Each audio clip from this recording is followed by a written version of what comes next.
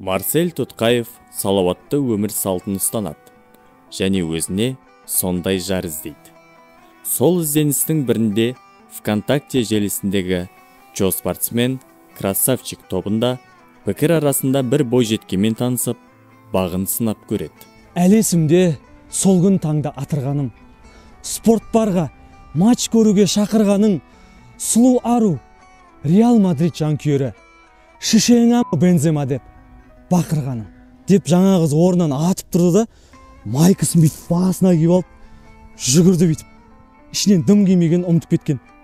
Оны бүкіл интернетке тарап кеткен ол видео.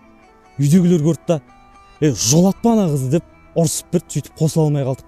Ащы ажырасу кезінде қолынан тек шумақ жазу келетін Марсель, алыста кетіп бара жатқан сүйіктісінің ізіне қарап, келесі қатарларында арнайды.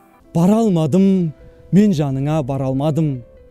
Жаралмадым, сендік болып қала алмадым.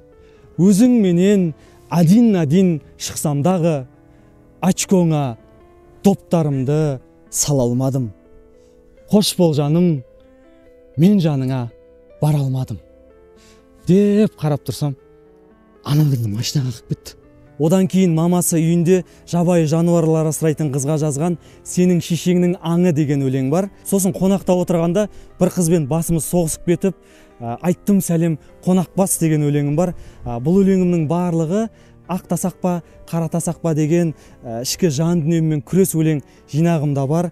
Өкінішке орай аты біртүрлі естіледі деп сатылымға рұқсат бермей отыр. Марсель Тұтқаев өзінің жауапсыз махаббатынан қатты шаршағаннан бөлмесінің есігін жауып алып, видеолар көріп ой бөледі.